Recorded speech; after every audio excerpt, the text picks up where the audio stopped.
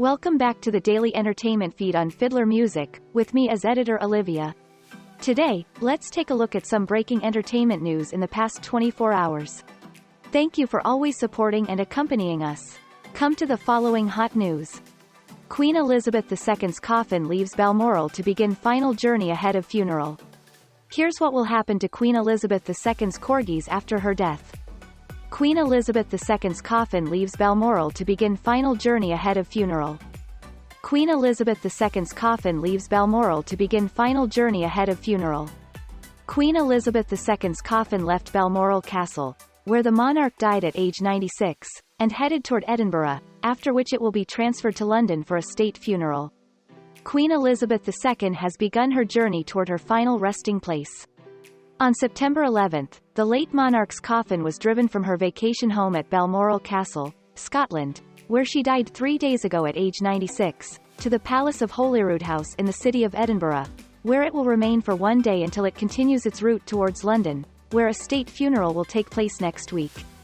The hearse passed by tens of thousands of mourners and was draped in the royal standard and adorned with a wreath of flowers made up of dahlias, sweet peas, phlox, white heather and pine fir from Balmoral, according to Buckingham Palace. The Queen's daughter, Princess Anne, and her husband Vice Admiral Sir Timothy Lawrence, accompanied the cortege. Upon arrival at the Palace of Holyrood House, the two were joined by her brothers Prince Andrew and Prince Edward and the latter's wife, Sophie, Countess of Wessex.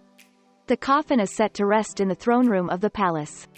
On September 12, the Queen's eldest son, King Charles III, and other members of the royal family will take part in a procession to convey the hearse to St. Giles Cathedral in Edinburgh, where a service will be held. For 1 day, the coffin will lie at rest in the church, guarded by vigils from the Royal Company of Archers, to allow the people of Scotland to pay their respects. The coffin is then set to be flown to England.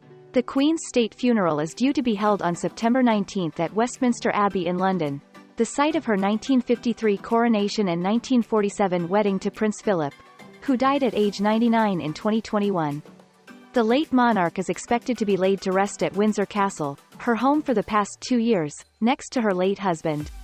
Her parents, King George VI, who died in 1952, and Queen Elizabeth the Queen Mother, who died in 2002, and sister Princess Margaret, who also died in 2002, are interred at the King George VI Memorial Chapel at St. George's Chapel in Windsor.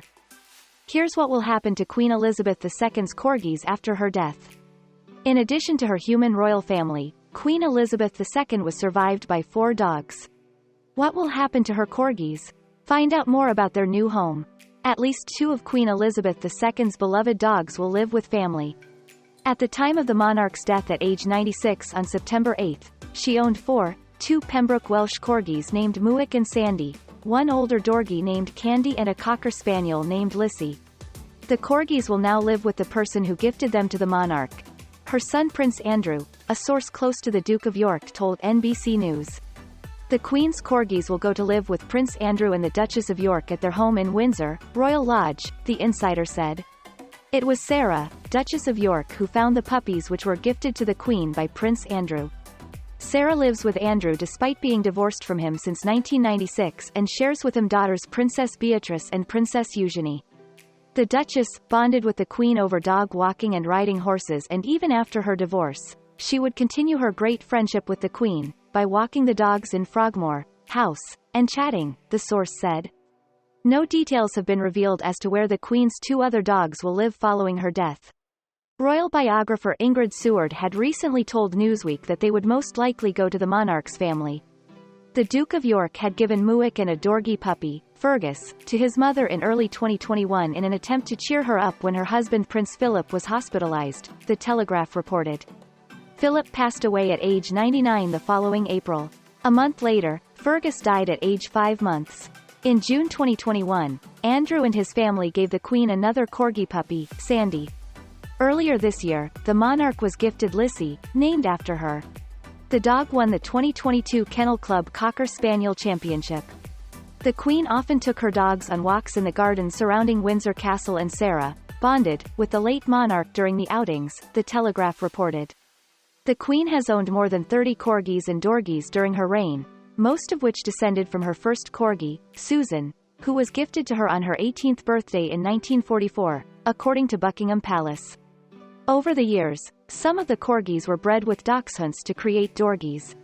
One of the dachshunds was Pipkin, who belonged to the Queen's sister, Princess Margaret, the palace said. The Queen's dogs accompanied her during her trips to her residences, and a few also crashed her official engagements and appeared with her in official photographs. A 2016 pic taken by famous photographer Annie Leibovitz for the Queen's 90th birthday shows the monarch with Corgis Willow and Holly and Dorgies Vulcan and Candy. Holly passed away in 2016, while Vulcan died in 2020. In 2018, the Queen mourned the passing of Corgis Whisper and Willow, who was her last remaining homebred corgi and who famously starred with her and Daniel Craig in a James Bond-themed comedy sketch that aired during the 2012 Summer Olympics in London. Prince Harry tells mourners Windsor Castle is a lonely place without Queen Elizabeth. Following the passing of their grandmother Queen Elizabeth II, Prince Harry greeted mourners outside Windsor Castle and shared his thoughts on the heartbreaking loss. A quiet castle. 2 days after the death of Queen Elizabeth II, Prince Harry greeted mourners outside Windsor Castle and reflected on the loss of his grandmother. "It's a lonely place up there now without her," he told several fans in the large crowd gathered outside her home September 10, as seen in a video captured by The Sun. "Every room she was in, we felt her presence throughout." Harry was joined by his wife Meghan Markle as well as his brother Prince William and Kate Middleton, who were recently given the titles of Prince and Princess of Wales by King Charles III. This marked the first time in more than 2 years that the foursome, once dubbed the Fab Four by the British press, reunited in front of cameras to meet with members of the public. The Duke and Duchess of Sussex had been in the UK already prior to the Queen's passing at Balmoral Castle, her vacation home in Scotland, on September 8.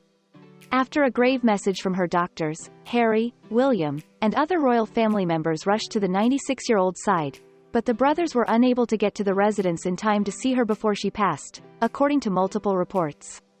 Harry, 37, and Meghan, 41, then paid tribute to the monarch by blacking out the website for their Archewell Foundation and writing, "In loving memory of Her Majesty Queen Elizabeth II 1926–2022.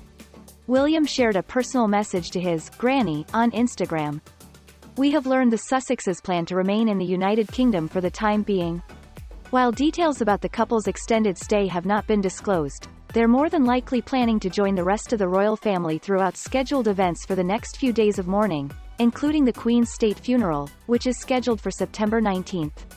While Harry's relationship with the royal family has allegedly been strained following his move to Meghan's native country of the United States in 2020, Charles personally sent love to his son and daughter-in-law during his first public address as monarch on September 9. During his speech, the king noted, "I want also to express my love for Harry and Meghan, as they continue to build their lives overseas." And those are also the most outstanding news that closes the Today Morning. Thank you to everyone for listening and following Fiddler Music Daily News. If you find the video interesting and useful, please click like and subscribe to our channel so you don't miss any of the latest entertainment as well as celebrity news.